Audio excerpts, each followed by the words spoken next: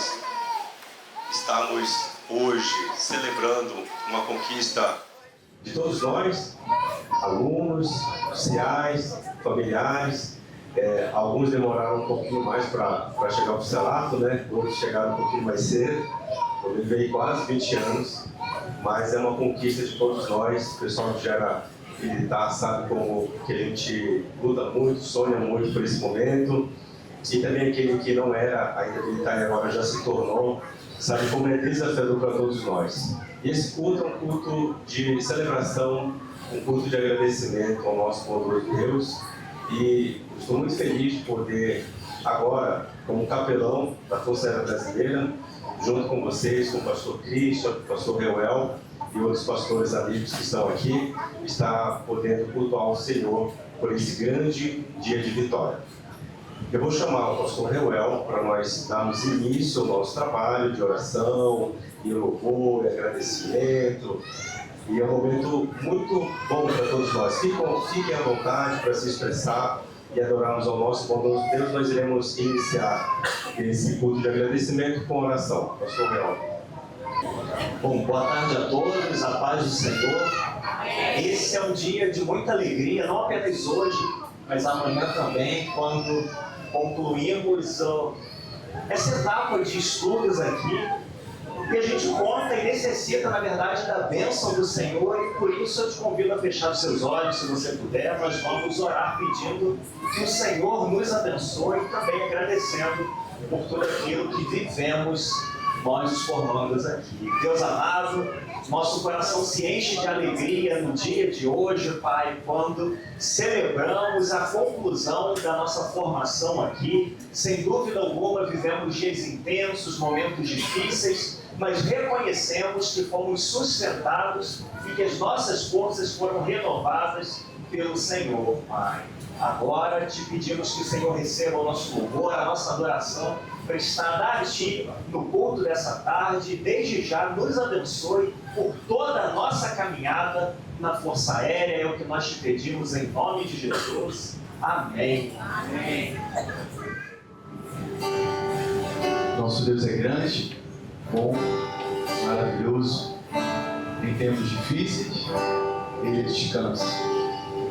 Em tempos de paz, Ele se torna a nossa razão de viver. Amém?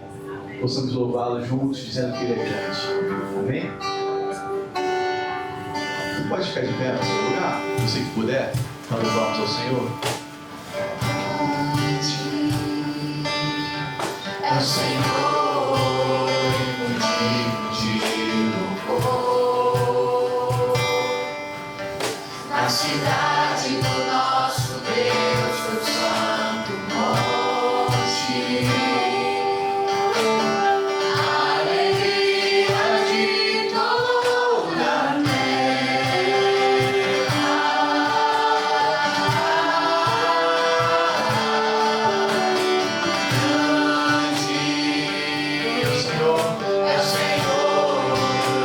nós temos a vitória,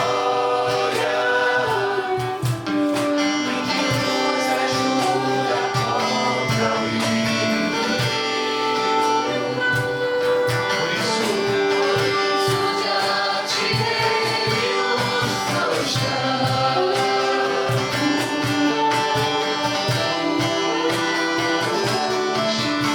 Queremos o teu nome alegria.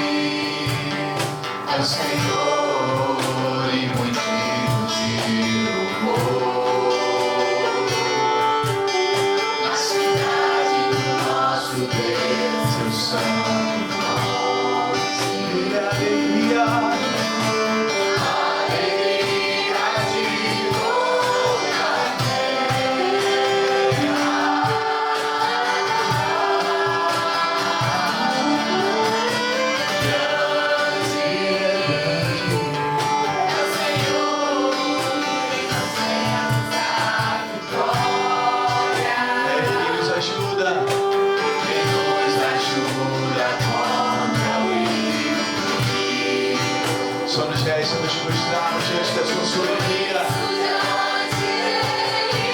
Nos prostramos.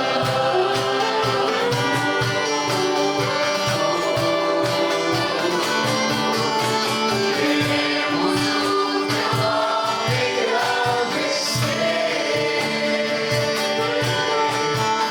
e agradecer-te por tua obra em nossas vidas.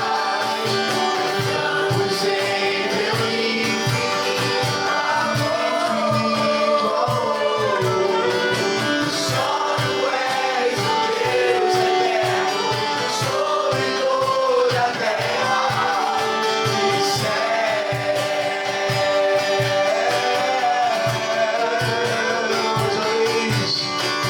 Queremos o teu nome engrandecer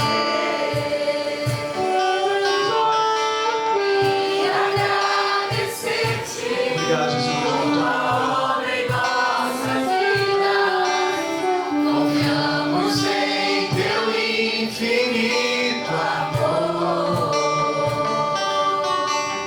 pois só tu és o Deus eterno sobre toda a terra. Pois só tu és o Deus eterno sobre toda a terra. Pois só tu és o Deus eterno sobre toda a terra. Pois só tu és o Deus eterno sobre toda a terra e céu.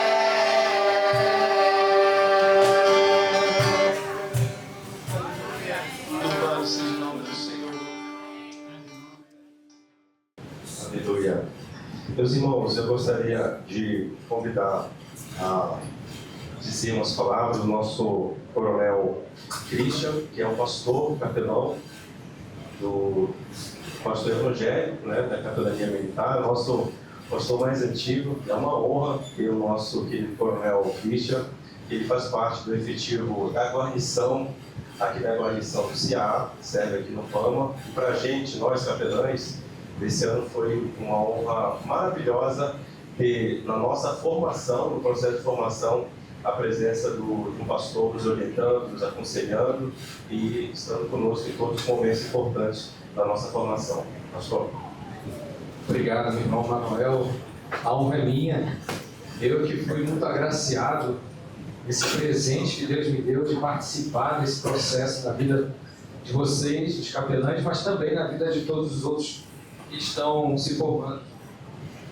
Pedi ao Reuel para me dar a lista que ele me passou: Colares, Aires, Daniel, Felipe Ferreira, Luara, Rivelino, Kemily, Sérgio, Guilherme, Caroline, Nascimento, Alana, Beckley, ou é Beckley? Beckley. E Tainá e Vital. Faltou o nome de alguém? De quem? Hã? Falou. Eu fiz questão de falar o nome de vocês porque é um momento singelo, um momento que tem um significado muito grande para cada um de vocês. Eu tenho certeza disso. Ainda que você não tenha uma religião definida ou esteja aqui, talvez por uma afinidade com algum parente ou até mesmo com os capelães, né? Que são colegas da sua turma. Eu quero deixar uma palavra, essa breve saudação, que está lá em Josué capítulo 1, versículo 9. Esse texto da Bíblia se refere a um momento em que Josué, um grande líder do povo de Deus do passado, estava prestes a ingressar numa nova etapa, que era a terra prometida, a terra tão sonhada. Era uma conquista que eles aguardavam por muitos anos. Lutaram bastante durante um período desértico, de fato, da travessia do deserto do Sinai. E nesse instante, quando eles estão prestes a receber essa promessa, Deus fala com Josué, que seria o substituto de Moisés. E então, uma palavra muito especial, e eu gostaria que você que é formando, você que é familiar, que participa junto das lutas e das conquistas do seu parente, do seu filho, do seu marido, da sua esposa, do seu enteado, do seu sobrinho, do seu neto, do seu pai, da sua mãe, né? Essa palavra é para você também. E eu leio que diz assim: não te mandei eu. Essa é Deus que está falando. Ser forte e corajoso. Olha, só a primeira parte ainda. Não te mandei eu significa o quê? Deus falando com Josué, dizendo para ele assim: não foi eu que chamei você? Não foi eu que te escolhi? Não foi eu que te formei no ventre da sua mãe? Em suma, é basicamente isso. Não foi eu que te trouxe até aqui? Não foi eu que te capacitei para chegar aqui, para fazer uma faculdade? Não é? Não foi eu que dei recurso para a sua família, para te apoiar? Não foi eu que te dei saúde? Agora, daqui para frente, ele diz assim: ser forte, ser corajoso. Vocês aprenderam a serem fortes aqui durante esses 3 meses, 4 meses, né? Fortes em todos os sentidos, né? Fisicamente, tiveram que malhar bastante, emocionalmente, diante dos momentos difíceis ali, né? Às vezes até de pensar em desistir, mas não desistiram. Por isso vocês foram fortes, né? E corajosos, porque vocês estão dispostos a encarar o que vem pela frente. Estão preparados, como disse lá o brigadeiro, lá na diplomação, né? Estão preparados para o que virá. E Deus diz para vocês nessa manhã, nessa tarde, ser forte e ser corajoso. E Ele diz mais: não temas, não temas. Olha o que Deus fala: nem te espantes, porque o Senhor, teu Deus, é contigo por onde quer que andares. Tem gente aqui que vai para Boa Vista, quem, né? Vai para Boa Vista, vai voltar para casa. Tem gente aqui que vai para o Rio de Janeiro. Tem gente que vai para o sul, para Canoas, a Ana, né? Vai para Canoas. O Reuel vai me substituir lá em Barbacena, né? Cada um vai para um canto. Aí a promessa de Deus para vocês é: não temas. Eu, o Senhor, te digo, estou contigo por onde quer que andares. Para finalizar, deixa eu contar um pouquinho da minha experiência. Não vou ser longo não, prometo, tá? Quando eu me formei aqui, aliás, eu estava ali na diplomação assistindo, estava me lembrando da minha época, né? Quando eu recebia, igual vocês receberam o diploma e tudo mais. E passa um filme na nossa cabeça. Eu ia para Manaus. Tem alguém aqui que vai para Manaus? Ah, sei lá. Legal. Você é de Manaus, não? Você é de onde? Rio de Janeiro. Então, eu também sou do Rio de Janeiro. E eu ia para Manaus. E de fato eu fui para Manaus. Mas batia aquela apreensão ali, como será? Uma cultura diferente, clima bem diferente, apesar de ser quente também, mas bem mais quente que o Rio de Janeiro. Olha, eu digo para vocês que o Senhor me guiou em todo o tempo. O temor passou, como diz a palavra aqui, não temos, e foi um dos melhores tempos da minha vida. Porque eu confiei no Senhor. Porque eu entreguei para o Senhor. Porque eu entreguei realmente: Senhor, seja o que Tu queres. E eu convido você a fazer isso nesse momento. Não temas, não te espantes, porque o Senhor teu Deus é contigo por onde quer que andares. Confia a tua vida nas mãos do Senhor. Que Deus te abençoe grandemente nessa nova etapa que virá, essa terra prometida, essa conquista que está sendo entregue nas suas mãos. E confia no Senhor. Entrega o teu caminho ao Senhor. Confia nele. E o mais, Ele fará. Muito obrigado. Que Deus abençoe.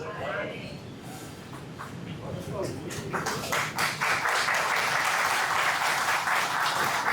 dia, nosso bondoso Deus. Gente, é uma honra muito grande poder estar nesse momento também. Nós iremos ouvir mais um louvor agora. E depois desse louvor, nós iremos ouvir a ministração da palavra. E esse ano é um momento assim, muito interessante, e eu vou contextualizar. Me permita contextualizar antes do louvor.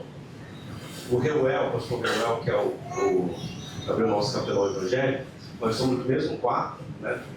Coincidimos ali com o nosso gaúcho, Felipe Ferreira, dentista, minha esposa é dentista, então a gente conversou bastante. E o Rolim também, né? Tinha um ortopedista médico, ter que cuidar de não se machucar. Mas o pastor Reuel, o pai dele é pastor, né? Pastor Martinez. E a gente vai ouvir uma ministração da palavra com o pai do nosso capelão. Vai ser uma honra maravilhosa. Gente, na nossa vida, a gente precisa tomar muitas decisões. E eu não sei se o senhor se permitir contar um pouquinho dos bastidores de muitas decisões que vocês precisaram tomar, tanto pai e filho, para poder o Reuel assumir a vaga dele, que estava destinado, mas o senhor enfrentando vários desafios de saúde e enfrentando muitas coisas assim, na família que realmente pesa muito para a gente. Então, se for possível, o senhor compartilhar vai ser muito edificante. Mas, assim, em suma, só para dizer como cada um de nós, né, se fosse aberta a oportunidade, cada um de nós precisou enfrentar um desafio, uma preocupação. Conversei muito com o Felipe foi que eu conversei mais. Ele ficava, Manuel, mas é diferente isso, e a continência, quando ia apresentar.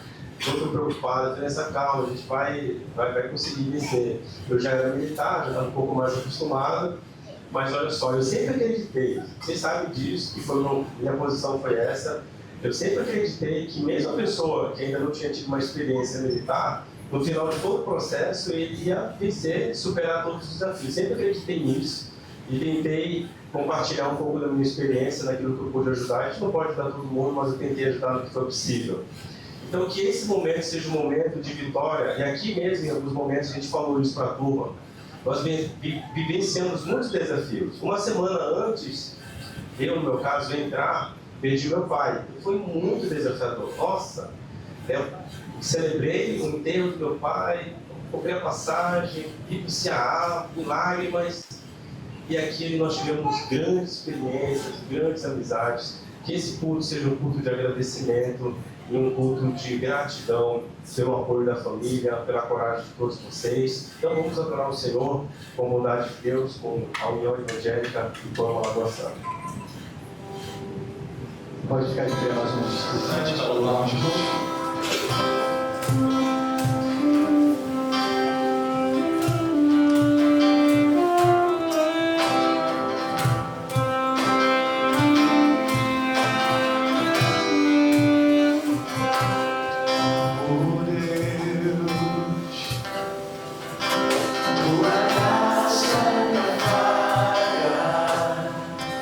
Todo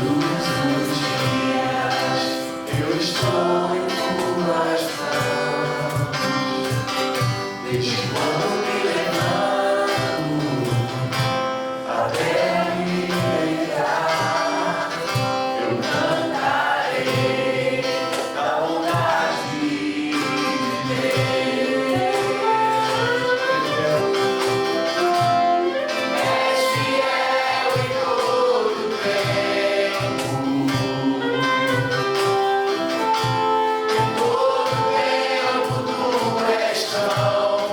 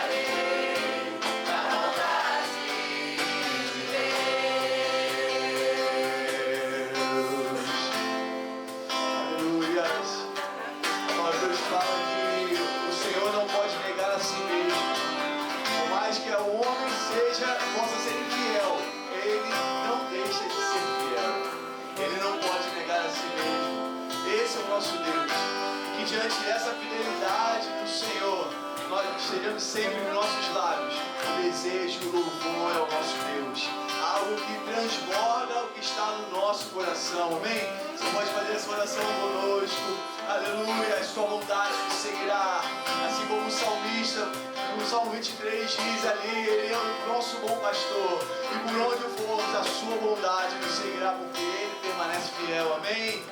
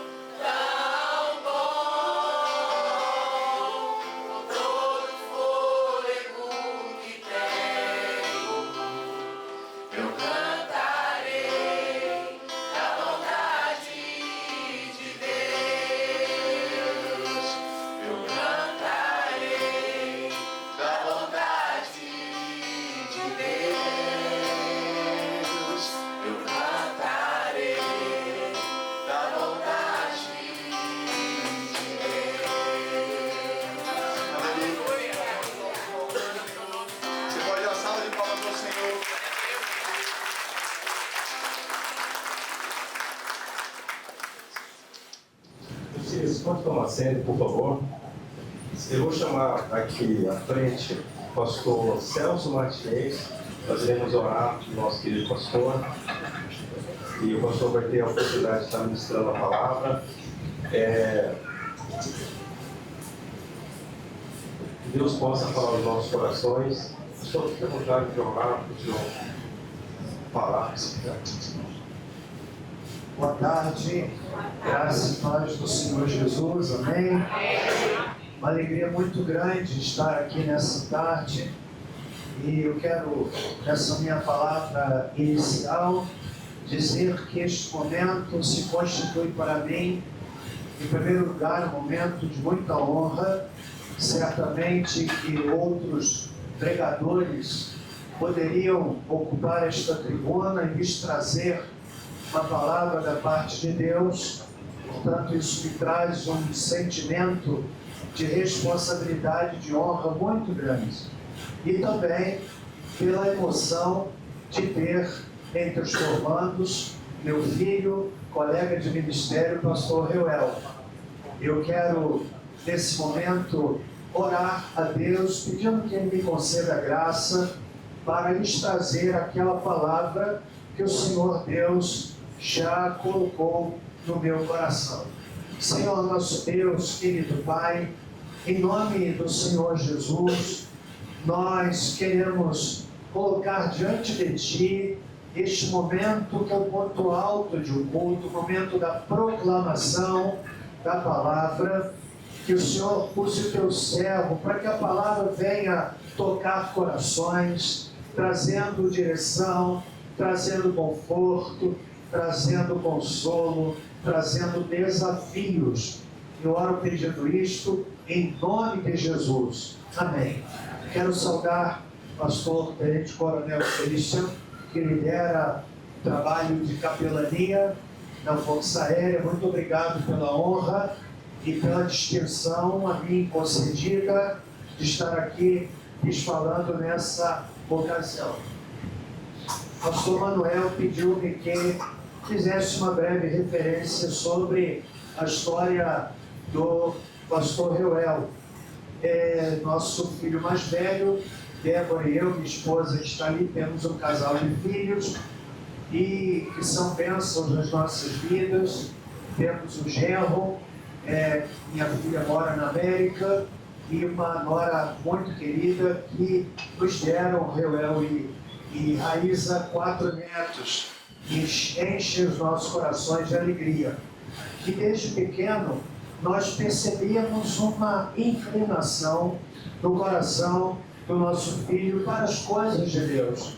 No tempo em que ele estudava a Bíblia no seu quarto, no tempo em que ele orava, no tempo em que ele falava com Deus, e nós conversávamos, minha esposa e eu, na nossa conversa de casal, a gente pensava assim: eu acho que vai brotar uma vocação. E o caminho dele foi no sentido que não tem muito a ver com o ministério. Ele fez física na Universidade de São Paulo, e lá por volta do 7º período, não é isso? Mais ou menos, talvez um pouquinho mais ou menos.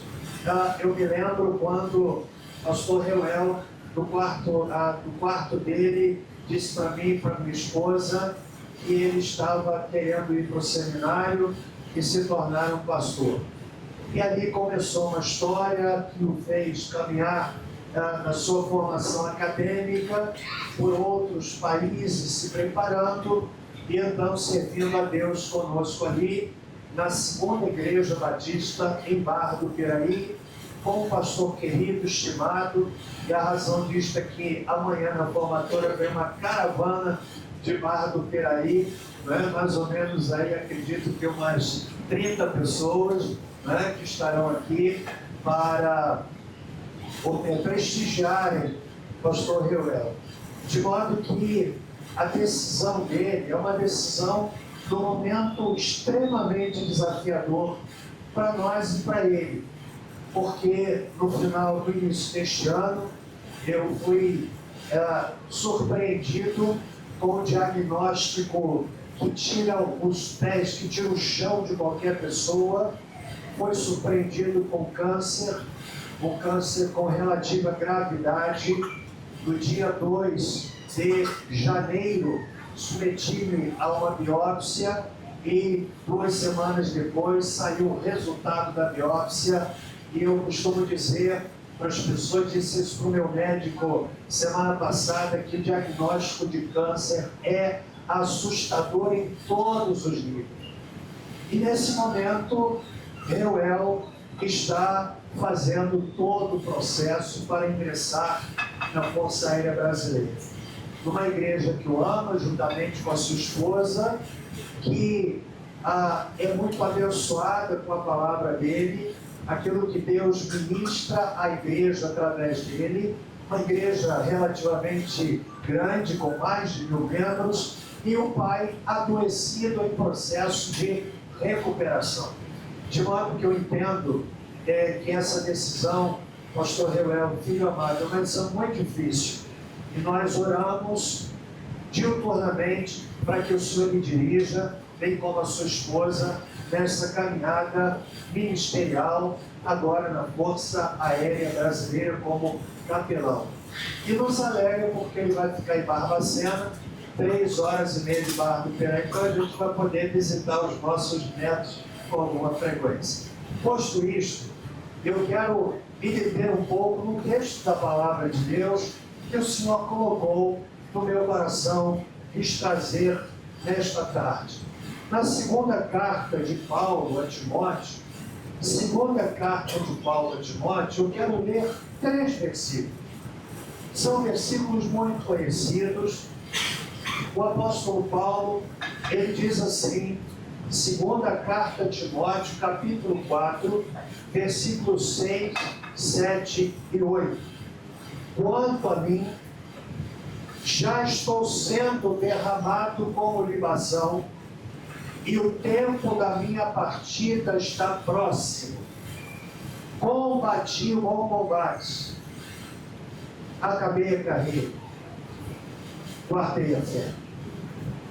Desde agora, a coroa da justiça me está guardada, a qual o Senhor, justo juiz, me dará naquele dia, e não somente a mim, mas também a todos os que amarem a sua vinda. Combati o bom combate.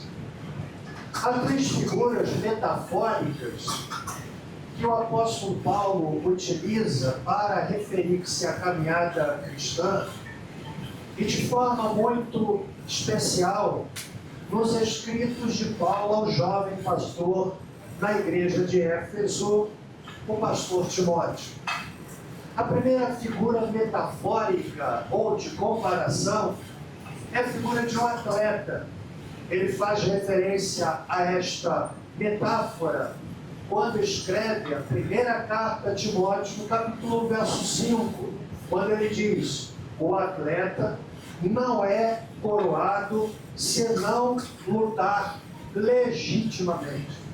Talvez influenciado pelo ambiente de atletismo que era marcante na sua região. E Paulo, então, usa essa figura de comparação para referir-se à caminhada cristã, à trajetória cristã, como uma corrida de um atleta. Quando ele escreve, por exemplo, a igreja de Corinto, na primeira carta, capítulo 9, verso 24, ele se utiliza dessa figura e diz: não sabeis vós que os que correm no estádio, todos na verdade correm, mas um só leva o prêmio? Correi de tal maneira que o alcancei. Eu vi o brigadeiro na cerimônia que antecedeu a este culto dizer ali uma frase muito forte, que o propósito é seguido pelo processo. E essa frase é muito forte, porque não há quem alcance o propósito se não passar por um processo. E normalmente os propósitos elevados, os propósitos magníficos, os propósitos gigantescos são precedidos inevitavelmente por um processo, muitas vezes, dolorido. Como, por exemplo, o processo de infecção, o processo de irritação dentro da ostra, que faz brotar uma linda e preciosa joia chamada pérola.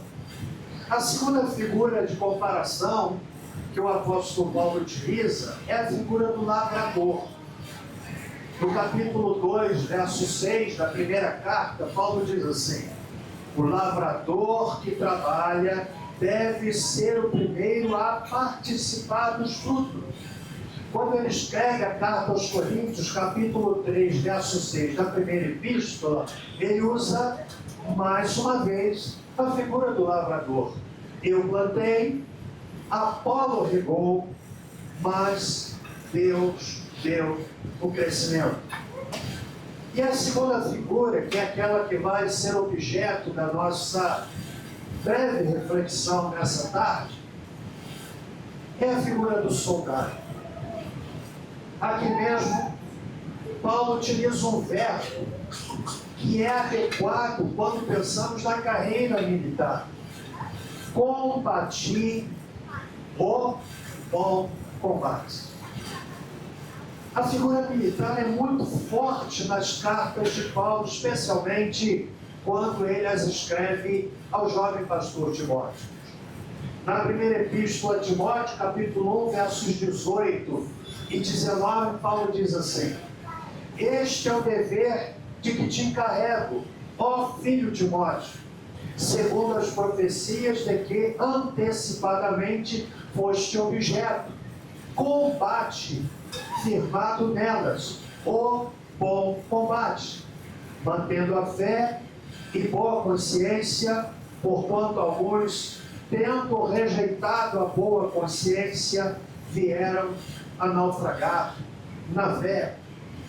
Mais adiante, aqui nesta mesma epístola, no capítulo 2, versos 3 e 4, o apóstolo Paulo diz o seguinte: participa dos meus sofrimentos como bom soldado de Cristo Jesus. Diz mais: nenhum soldado em serviço se envolve em negócios desta vida, porque o seu objetivo é satisfazer aquele que o arregimentou. Eu quero então considerar com as senhoras e senhores, ilustres formandos e familiares que aqui, como eu, emocionados estamos, esta afirmação que Paulo faz, que é certamente muito conhecida: combati o bom combate. Segundo os registros históricos e tradições, o apóstolo Paulo teria morrido como mártir, provavelmente decapitado, em Roma, ao tempo em que o imperador de Roma era o sanguinário, violento, perverso imperador chamado Nero, por volta mais ou menos do ano 64. Foi este o período em que Paulo estava preso em Roma, numa masmorra fria, insalubre. Paulo sentia-se só, razão porque, na sequência do texto, ele diz o seguinte no verso 10: Demas me abandonou. Mas adiante ele diz no verso 16: ninguém me assistiu na minha primeira defesa, antes todos me desampararam. Paulo estava num ambiente, como disse, um ambiente frio, razão porque ele escreve a Timóteo, diz assim: por favor, traga os pergaminhos e a minha capa. Era um tempo terrível. O imperador Nero, segundo é dito pela historiografia, ele incendiou dos 14 bairros de Roma, 10 deles foram incendiados e apenas 2 bairros cristãos e onde os judeus estavam não foram incendiados. E ele se utilizou dessa situação de aparente livramento daqueles 4 bairros para dizer que os autores, os algozes daquele incêndio teriam sido os cristãos e os judeus, mais especialmente os cristãos. Senhoras e senhores, o que os nossos irmãos viveram naquele primeiro século foi algo inimaginável. A história nos diz, por exemplo, que muitos deles tinham as suas peles, seu corpo costurado com peles de animais. E os animais, atraídos pelo cheiro das peles que foram costuradas ao corpo dos cristãos, então, quando se encontravam não só, obviamente, destruíam as peles, mas os cristãos, nossos irmãos, que a elas estavam costurados. A história diz, por exemplo, que muitos deles foram untados com óleo e incendiados. E enquanto seus corpos eram consumidos numa aflição inimaginável, a história nos diz que Nero, do alto da cidade velha de Roma, tocava sua harpa e cantava num prazer mórbido, enquanto ele via homens e mulheres sendo destruídos. A história ainda também dá conta de muitos que foram levados às arenas de Roma, num espetáculo macabro, e lá aquela multidão que superlotava aquele local, aquele auditório, as feras, raivosas, famintas, eram soltas, e então lá aquele espetáculo de tristeza, muitas vezes famílias inteiras sendo brutalmente devoradas. Esse era o pano de fundo que levou o apóstolo Paulo à prisão por causa do Evangelho. Eu quero destacar nesses versículos que lemos pelo menos 3 verdades. 3 verdades para a nossa reflexão. Paulo olha para o jovem Timóteo. Nós não sabemos a idade com que Paulo morreu, mas uma coisa é certa: Paulo já estava com alguma idade, porque Filemão, verso 9, quando Paulo escreve a Filemão, ele diz: Paulo o velho. Então era um homem, provavelmente com cabelos brancos, que sentia o cheiro da morte. A morte que se aproximava, e Paulo então, num ambiente frio, insalubre, solitário, ele não dá um brado de um homem em depressão, de um homem desanimado, de um homem sem prazer pela vida, mas de alguém que olha para o jovem Timóteo e diz: quanto a mim, o tempo já estou sendo derramado como libação, e o tempo da minha partida está próximo. E Paulo então diz: combati o bom combate, acabei a carreira, guardei a fé. Desde agora, a coroa da justiça. É como quem olha para o futuro, como quem vislumbra, como quem percebe um futuro que não pode ser descrito, mas pode ser sentido e escrito. A coroa da justiça me está guardada, a qual o Senhor, justo juiz, me dará naquele dia, e não somente a mim, mas a todos os que amam a sua vida. Quero destacar 3 verdades. Em primeiro lugar, combater o bom combate significa escolher o combate que vale a pena ser combatido. Você observou que Paulo diz: eu combati todos os combates. Ele disse: combati o bom. Se ele escolheu combater o bom, porque há o mau combate. Sabe de uma coisa? Creio firmemente que muitos de nós perdemos energia porque escolhemos o combate que não vale a pena. Que não vale a pena. Escolher o combate que vale a pena tem a ver com uma compreensão muito clara de dar à sua vida sentido. Porque quem combate o mau combate, com certeza, vai deixar de lado o combate que vale a pena. Isso tem a ver com escolha. Acredito que todos se lembram daquele episódio, quando Jesus vai à casa de Marta, provavelmente com um grupo grande de pessoas, razão porque Marta ficou assustada. E ela começou a arrumar a casa e teve a petulância de dirigir-se para Jesus e disse assim: mestre, diga para minha irmã que me ajude. Provavelmente Jesus chegou à casa de Marta com aqueles 70 discípulos que estavam com ele. Toda dona de casa sabe disso, né? Chega uma visita, se o marido diz assim, eu vou levar 15 pessoas para almoçar hoje em casa. A mulher não gosta, não é verdade? Ela diz, marido, você é um louco. E ali nós temos uma mensagem extraordinária. Jesus observa aquela cena.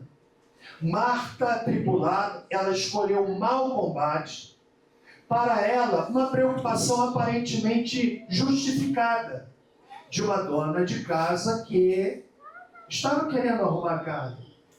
Ele disse assim, Marta, você está ansiosa e preocupada com muitas coisas, mas uma só é necessária. E Maria escolheu a boa parte. Qual foi a boa parte? Ela estava sentada ouvindo a palavra de Jesus.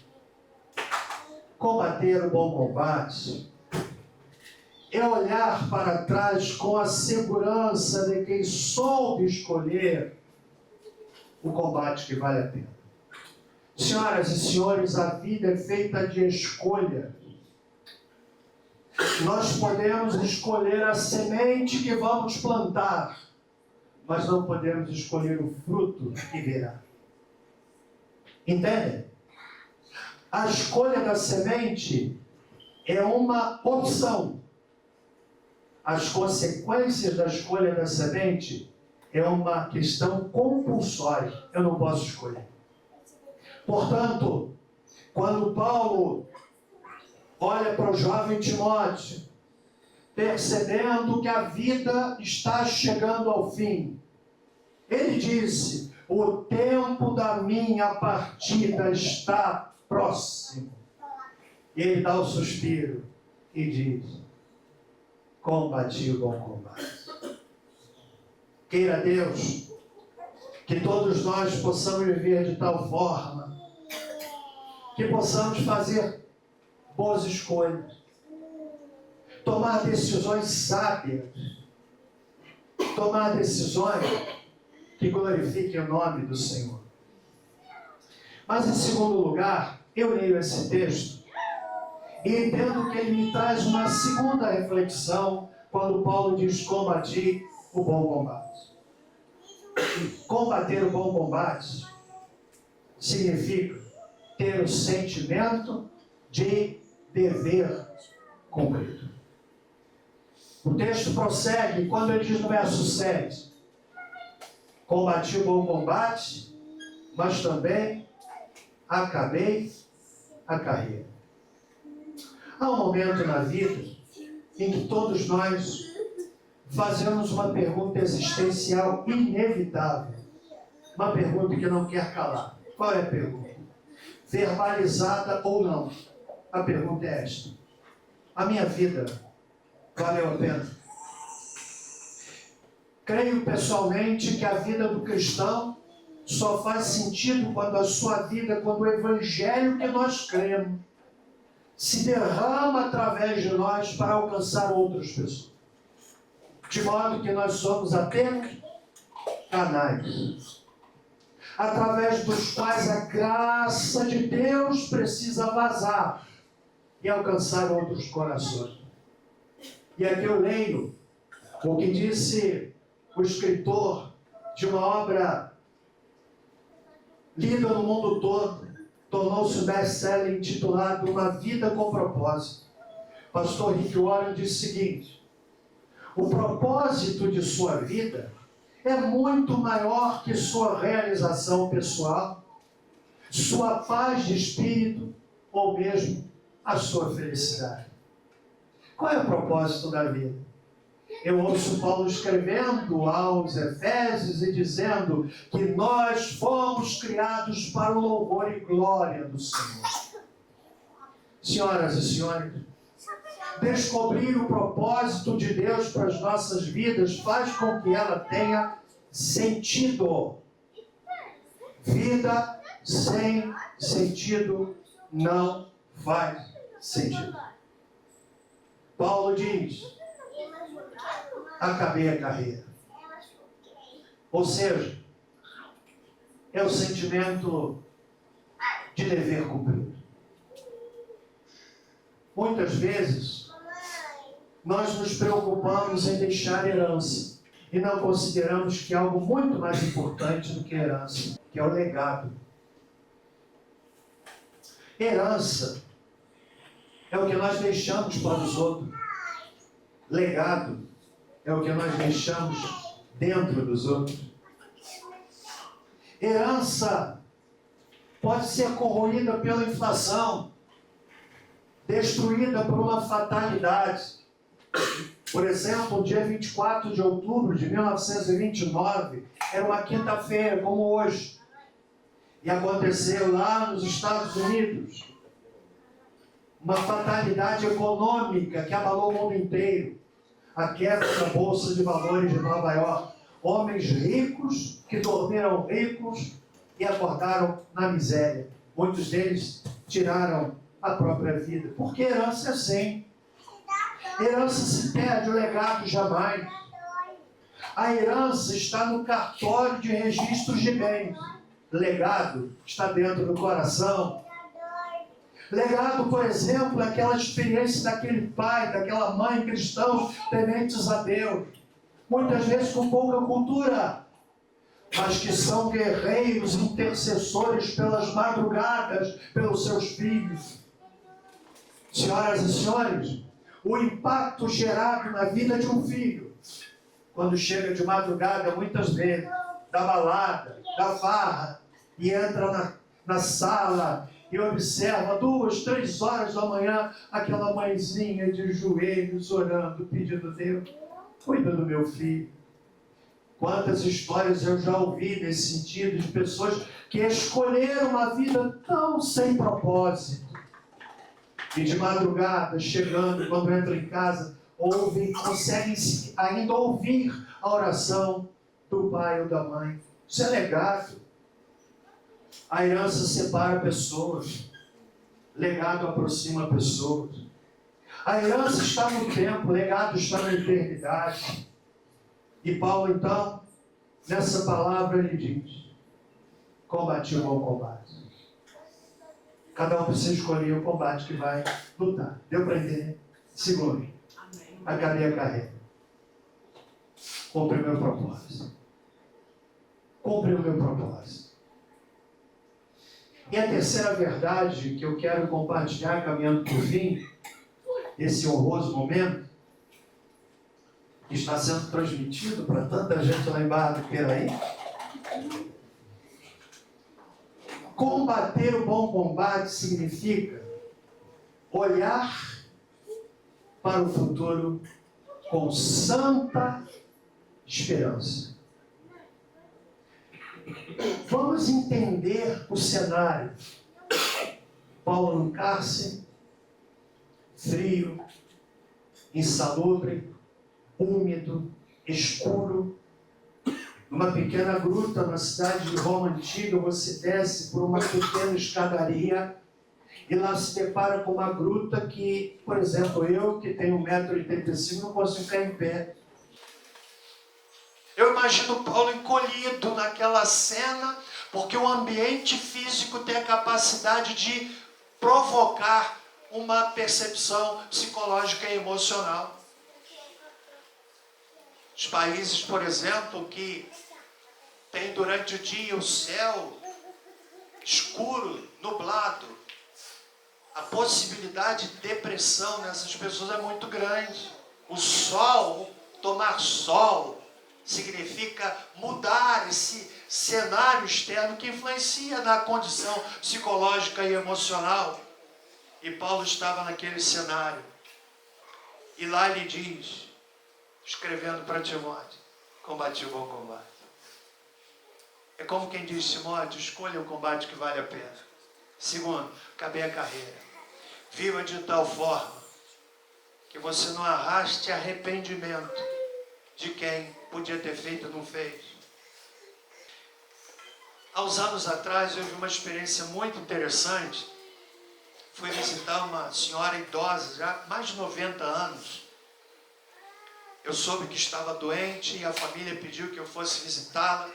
E quando eu cheguei naquele quarto, eu vi uma cena que me marcou. Aquela senhora bem magrinha, frágil, naquela cama, apoiada por algumas almofadas. E ao seu redor estava a família. Que cena linda!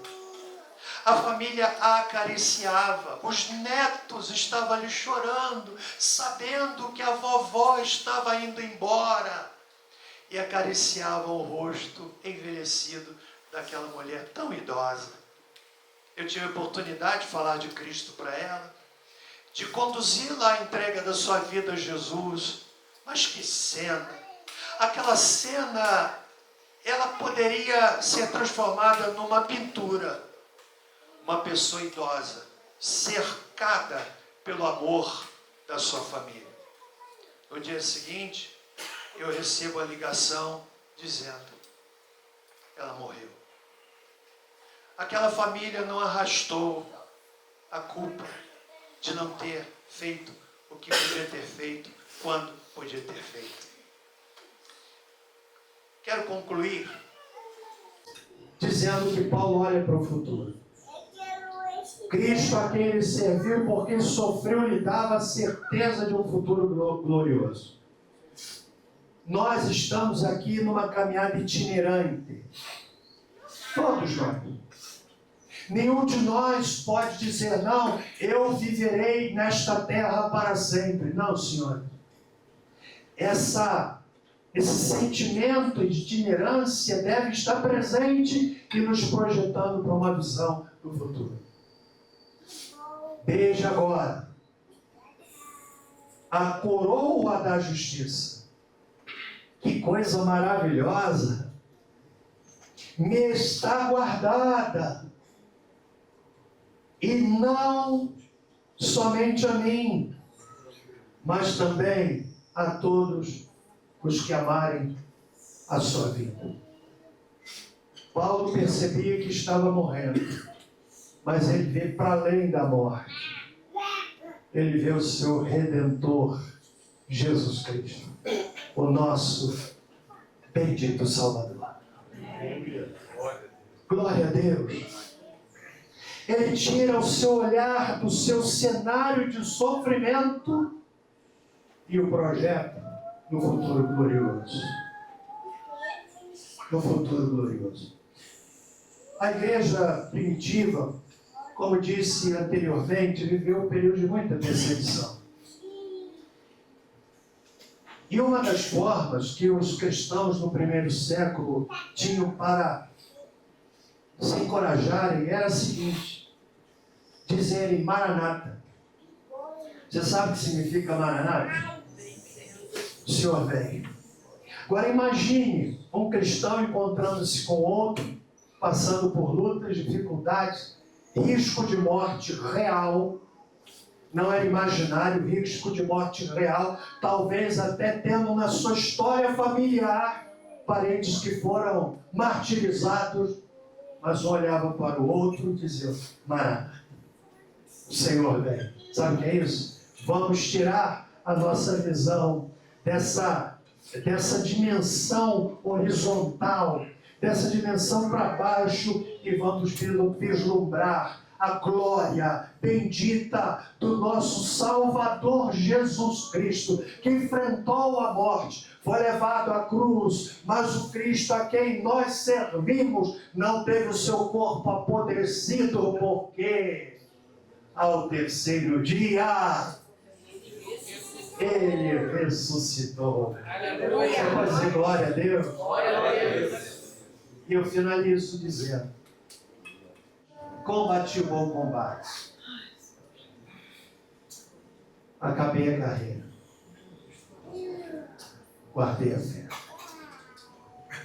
Que esta seja a afirmação de todos nós aqui, prezados formandos, agora tenentes, nas suas mais variadas áreas. Se os senhores me permitirem, eu quero lhes dizer o seguinte: cada um tem uma história de pano de fundo que desembocou na formação que hoje testemunhamos. Aqui não é o ponto final, é apenas uma parte do processo. Os senhores vão ser espalhados por tantos lugares desse país. E em nome de Jesus, eu quero lhes dizer o seguinte: jamais permitam que qualquer glória humana tire dos senhores a visão da glória de Deus. Da glória de Deus. Espelhem-se, inspirem-se na palavra do idoso Paulo. A coroa da justiça me está guardada, a qual o justo juiz me dará naquele dia, não somente a mim, a todos os que amarem a sua vida. Que Deus nos abençoe. Amém. Aprova o Senhor.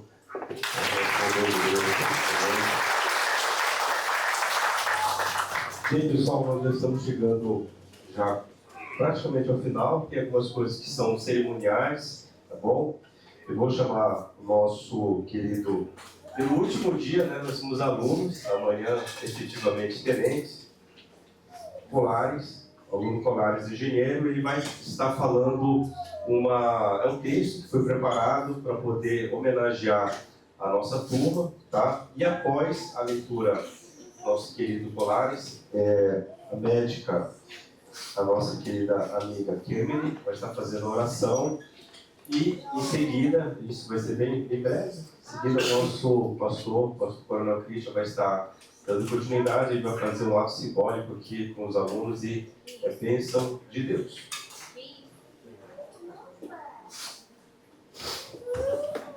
Boa noite, irmãos. A paz do Senhor.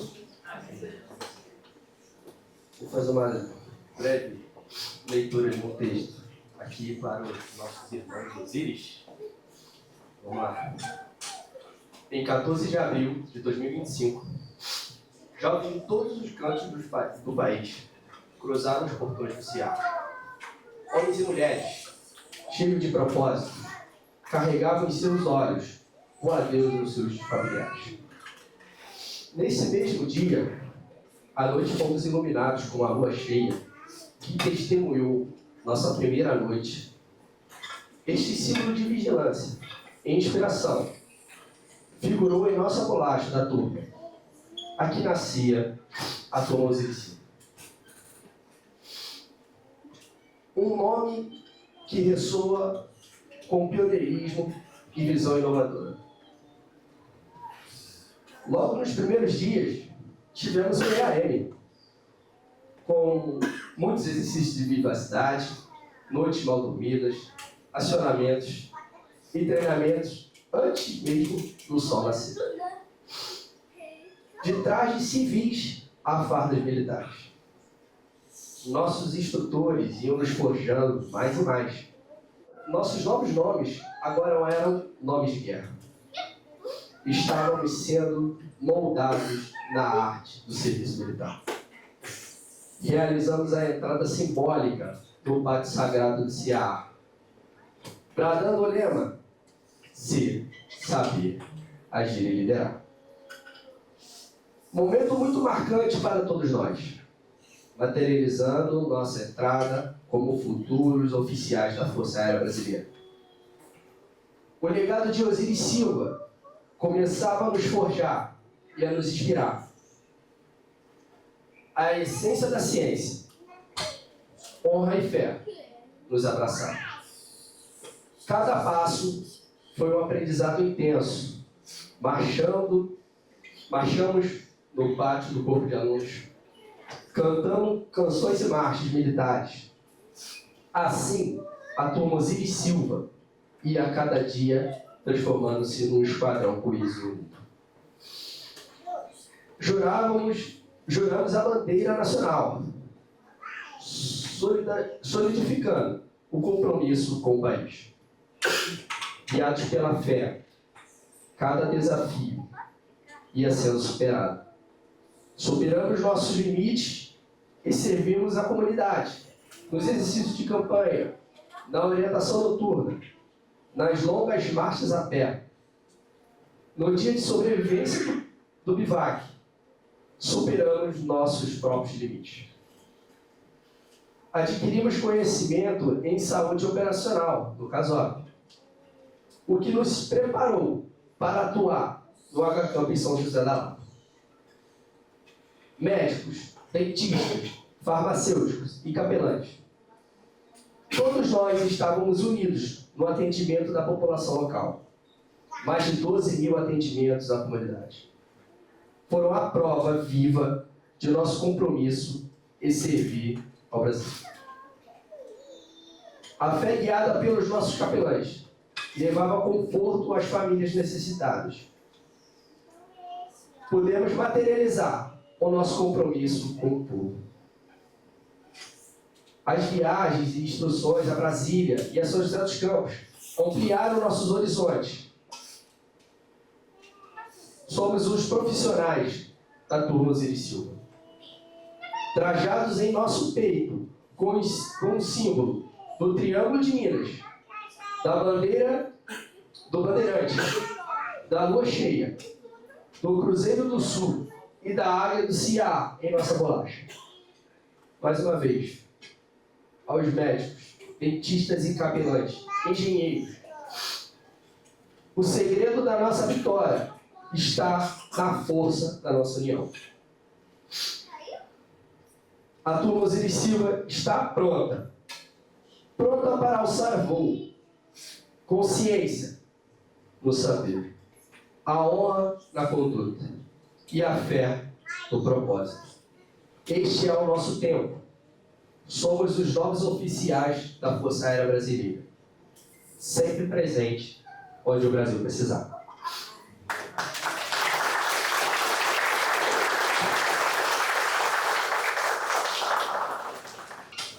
Graça e paz. Amém. Amém. Amém. Nós então vamos concluir esse momento. Quero que vocês curvem a cabeça e falem com o Papai do Céu. Senhor, nós te agradecemos por esse momento. Te agradecemos porque o Senhor é bom e a sua misericórdia dura para sempre.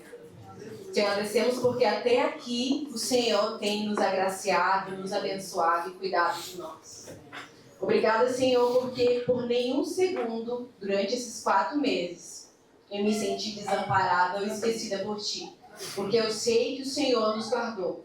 Que cada instrução, que cada dificuldade, cada lágrima, cada segundo de saudade que sentimos, o Senhor estava presente. E é por isso que te agradecemos, Senhor. Que nós não venhamos nos esquecer, nem por um só segundo, das Tuas grandes obras, de que o Senhor tem cuidado de nós, mesmo quando nós não estamos vendo nada, quando tudo é escuridão.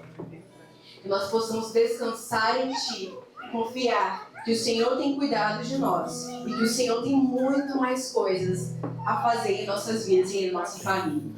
Muito obrigada, Senhor, por esses 4 meses de formação, por cada pessoa em que eu pude compartilhar, que eu pude conhecer, que eu pude experimentar e ver o quão bom o Senhor é, Deus. Que nós sejamos gratos e que nós venhamos honrar o Teu nome e honrar, Senhor, o Teu sangue derramado na cruz, onde quer que nós possamos ir. Em nome de Jesus. Amém. Peço a todos que se assentem mais um instante. E eu gostaria de convidar a todos os formandos para que venham à frente com as suas espadas, suas respectivas espadas. E se posicionem de frente aqui para o telão, lado a lado aqui na frente, por favor.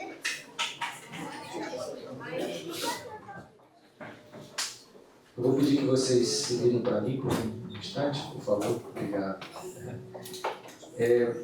Eu queria só fazer uma breve menção sobre esse elemento que vocês têm, que vocês passam a carregar consigo a partir de agora como oficiais da Força Aérea Brasileira.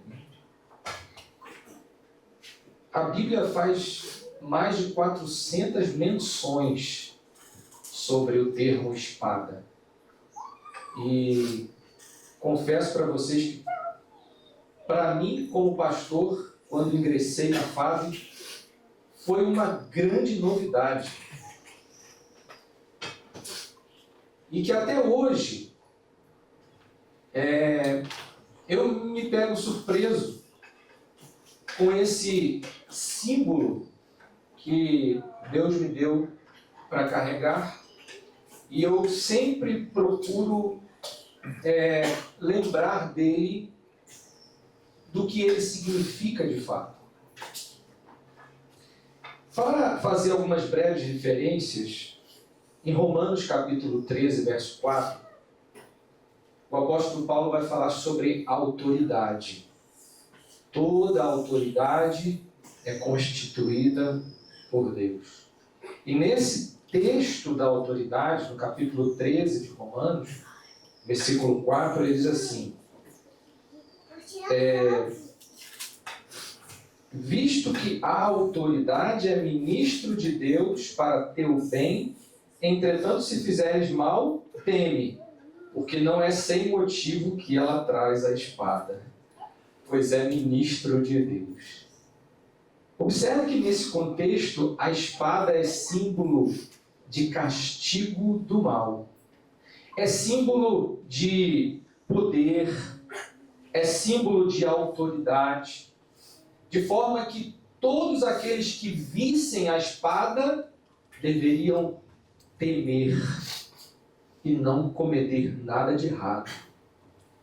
Em certo sentido, isso ainda é válido hoje, porque a espada, como símbolo de autoridade, traz a vocês, oficiais, o respeito que deve ser dado a quem está numa posição de autoridade, de liderança. E é interessante pensarmos dessa maneira, porque é tão importante que haja ordem na sociedade, né? Imagine uma sociedade completamente sem regras, sem leis, sem autoridade. Seria um grande caos.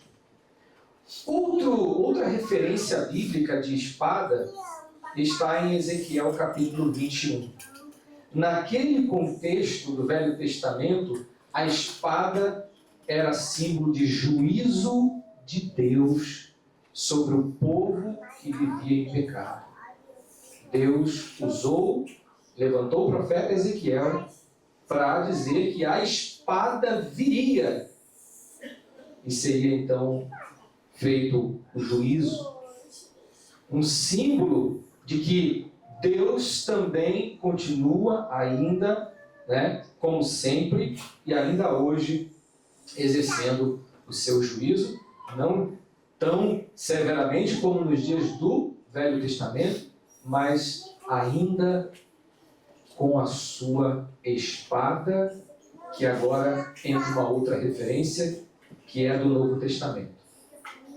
Quando Jesus veio, reuniu-se com os seus discípulos, lá em Mateus capítulo 10, verso 34, ele disse que ele não veio trazer paz. Parece estranho. Como assim Jesus não veio trazer paz? Mas espada. Porque ele dizia aos seus discípulos que pelo fato de os seus discípulos o seguirem, muitos seriam contrariados e iria acabar dividindo os pais, de filhos, familiares se dividiriam por causa de Jesus. Por causa da decisão de seguirem a Jesus, eles seriam contrariados. Jesus usa esse símbolo, a espada, como um símbolo de separação, de escolha, de decisão também. E também há outras passagens bíblicas, e algumas das mais importantes para nós, que estão em Hebreus 4:12, 2 Timóteo 2:15 e Efésios 6:17. Quando o apóstolo Paulo, assim como o pastor Celso mencionou aqui, fez referência ao soldado, ao militar que convivia com ele na sua época, o apóstolo Paulo, ele usou a figura da armadura do soldado. E na armadura do soldado, que ele comparou com dizer, como quem dissesse que deveria ser algo semelhante à armadura do cristão, a armadura de Deus deveria constar a espada. Mas nessa armadura, o apóstolo Paulo diz que a espada é o quê? A palavra de Deus. A espada do Espírito é a palavra de Deus. Em Hebreus 4:12, também se diz na palavra de Deus que a espada de Deus, a palavra de Deus é espada de dois gumes, capaz de discernir as intenções do coração. E por fim, em 2 Timóteo 2,15, o apóstolo Paulo orienta o seu jovem discípulo Timóteo a se manter como um obreiro aprovado, que maneja bem a palavra da verdade. Meus queridos jovens, posso dizer assim, jovens, né? Formandos, médicos, engenheiros, dentistas, farmacêuticos e capelães, não na ordem como vocês estão acostumados. O meu desejo sincero é que, ao olharem para as suas espadas, sempre que vocês forem manuseá-la em alguma formatura, ou mesmo quando se depararem com ela na sala da sua casa, no lugar onde vocês vão guardar com carinho, possam se lembrar do que ela significa. Possam se lembrar que é necessário que nós sejamos referenciais e que a nossa liderança possa ser o espelho da liderança de Deus, a liderança que Deus quer para essa sociedade. Sejam valorosos oficiais. Honrem a Deus acima de tudo.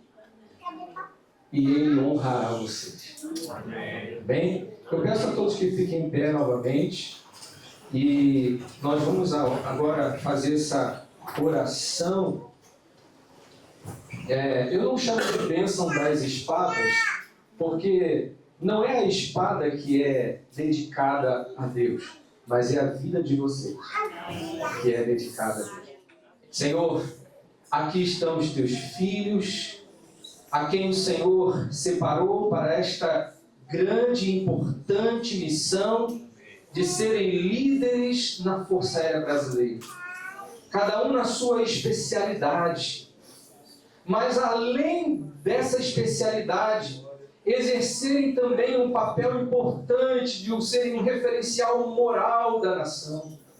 Ó Deus, esteja fortalecendo os seus corações. Amém. Esteja, Senhor, dirigindo os seus passos, que suas mentes tenham, ó Deus, a clareza de entenderem a Tua vontade, para que nas suas decisões, escolhas, caminhos, o Senhor possa ser sempre consultado e que a Tua vontade venha, ó Deus, a ser a melhor, a escolhida na vida de cada um deles.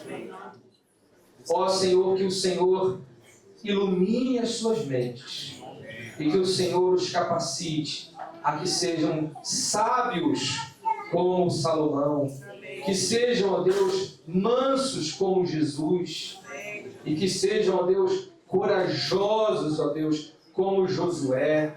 Senhor, nós te agradecemos porque o Senhor é com eles. O Senhor é a rocha deles, é o baluarte, Senhor, é aquele que vai à frente, e que lhes concede, ó Deus, a lâmpada para os seus pés, que é a Tua palavra. Que essas espadas possam ser sempre lembradas como símbolo da espada do Espírito, que é a palavra de Deus, o maior exemplo de autoridade para nós. A maior autoridade para nós é a Tua palavra. Nós te agradecemos e os abençoamos em nome de Jesus. Amém. Amém. Glória a Deus. Deus abençoe. Podem voltar para os seus lugares. Vai encerrar. futuro para todos nós.